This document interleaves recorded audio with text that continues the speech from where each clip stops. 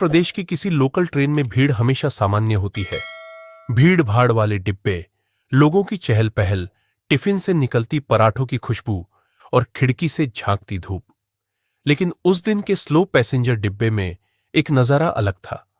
एक बूढ़ा आदमी, उम्र लगभग 75 साल, पतली काया, झुकी हुई पीठ और गंदे काले से कपड़े पहने ट्रेन के कोने की सीट पर बैठा था।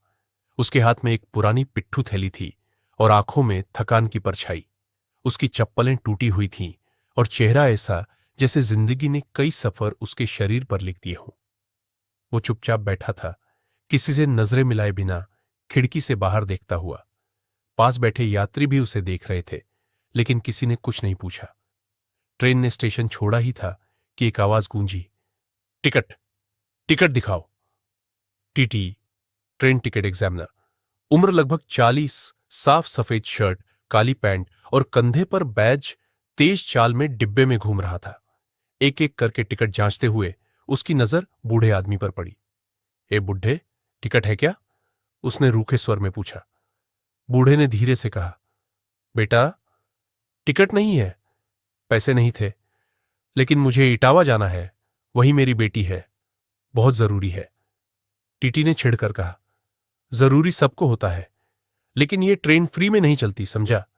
चल नीचे उतर, अगले स्टेशन पर उतारेगा तुझे।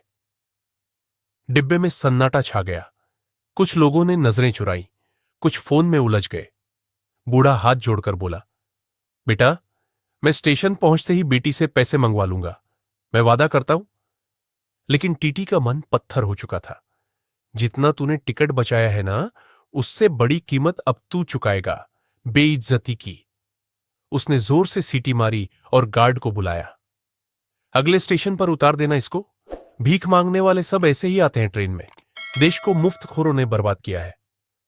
बूढ़ा चुपचाप बैठा रहा। उसकी आंखें अब झुकी नहीं थीं, लेकिन उनमें एक ऐसा सन्नाटा था जिसे कोई नहीं सुन रहा था। स्टेशन आया, छोटा सा, सुनसान सा। टीटी ने उसे खींचते हुए उठाया और प्लेटफॉर्म की ओर इशारा किया।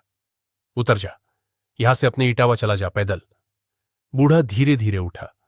किसी ने हाथ नहीं बढ़ाया, किसी ने विरोध नहीं किया। उसने अपनी थैली उठाई, कांपते पैरों से सीढ़ी से नीचे उतरने लगा। तभी डिब्बे के एक कोने से एक मासूम सी आवाज आई, दादाजी को क्यों उतारा? सबकी नजरें मुड़ गईं। एक छोटा लड़का, उम्र शायद 9 साल, स्कूल ड्रेस में, मां के बगल में बैठा था। उसकी आंखों में मासूमियत और आवाज में सवाल था।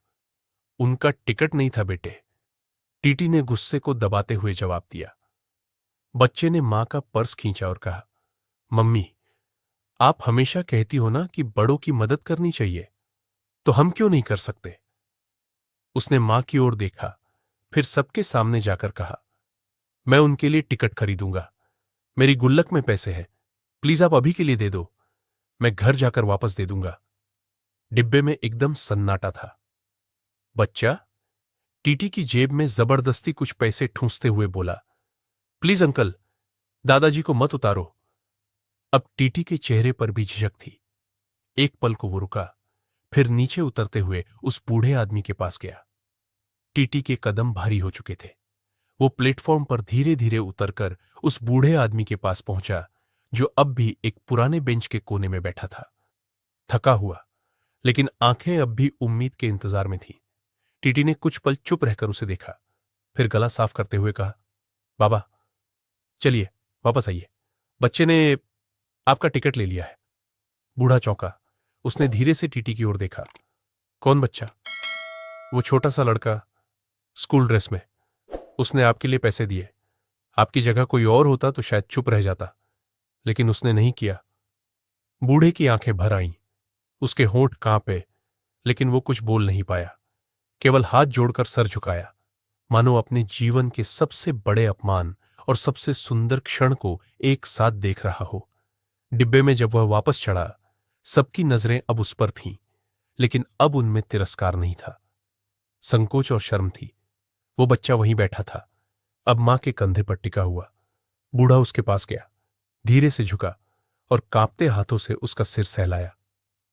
बेटा, तेरा नाम क्या है? आरव। तूने जो किया वो जिंदगी भर याद रहेगा। भगवान तुझे बहुत बड़ा इंसान बनाए। बच्चा मुस्कुरा दिया। दादाजी, आप तो पहले से ही बड़े हो, मैं तो बस छोटा सा काम कर पाया। ये सुनकर बगल में बैठे एक अधेड़ उम्र के व्यक्ति ने अपनी सीट छोड़ दी। बाबा, आप यहां बैठिए। अब वही लोग जो कुछ मिनट पहले तक चुप थे, मोबाइल में उलझे थे, अब अपनी जगह छोड़ रहे थे, सिर झुका रहे थे। उनमें अपराध बोध था और इस मासूम बच्चे के कारण उनकी आत्मा जाग चुकी थी। टीटी भी वापस डिब्बे में आया। उसकी आंखों में अब वो अकड़ नहीं थी। वो बोला, माफ कीजिए बाबा, ड्यूटी करते करते कभी कभी दिल कठोर हो जाता है, पर आज ये बच्चा याद दिला गया कि इंसान पहले बनना जरूरी है। बूढ़ा मुस्कुराया। गलती आपकी नहीं, ये जमाना ही ऐसा हो गया है जहां हर बुजुर्ग को झूठा, हर भूखे को चोर समझ लिया जाता है। लेकिन आज इस ट्रेन में एक छोटा बच्चा हमें बड़ा बना गया। ट्रेन ने फिर से चलना शुरू किया। खिड़की से बाहर खेतों की हरियाली थी और डिब्बे के अंदर अब एक गर्माहट थी, जो न ही टीटी की टोपी से आई, न ही किसी सरकारी आदेश से। वो गर्माहट एक छोटे दिल से निकली थी, जो न उम्र देखता है, न जात, न हालात, बस इंसान देखता है। ट्रेन अब धीरे धीरे इटावा स्टेशन के करीब पहुंच रही थी। वही स्टेशन जहां उस बूढ़े आदमी को पहुंचना था, जहां उसकी बेटी रहती थी, जहां वो कई सालों बाद मिलने जा रहा था। डिब्बे के भीतर अब कोई शोर नहीं था, सब कुछ शांत था, लेकिन उस खामोशी में भी एक गूंज थी, आरव की मासूमियत की गूंज। बूढ़ा अब भी उसी सीट पर बैठा था, पास में आरव बैठा। दोनों के बीच में उम्र का फासला था, लेकिन दिलों का नहीं। बूढ़े ने धीरे से अपनी पिट्ठू थैली खोली और अंदर से एक पुरानी सी मिठाई की डिब्बी निकाली।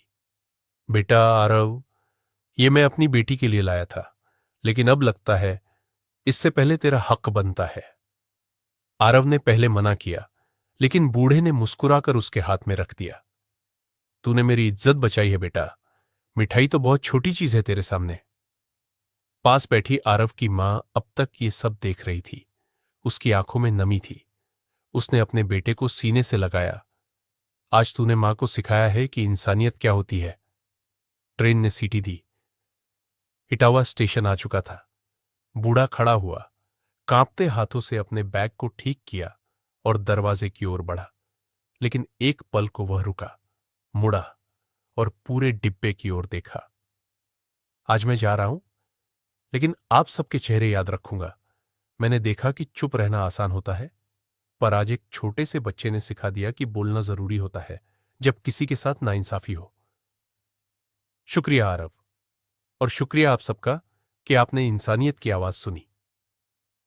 डिब्बे में बैठे लोग जो अब तक सिर्फ तमाशबीन थे, अब खड़े होकर तालियां बजाने लगे। बूढ़ा प्लेटफॉर्म पर उतरा। ट्रेन धीमे धीमे चल पड़ी। आरव खिड़की से झांक रहा था। उसने हाथ हिलाया। बूढ़े ने भी थकी मुस्कान के साथ अपना कांपता हुआ हाथ उठाया। खुदा हाफिज बेटा, और हमेशा ऐसे ही रहना। जब हम चुप रहते हैं तब अन्याय बढ़ता है, लेकिन जब एक मासूम दिल आवाज उठाता है तब पूरी दुनिया बदल जाती है। इंसान बनने में उम्र नहीं, इरादा चाहिए।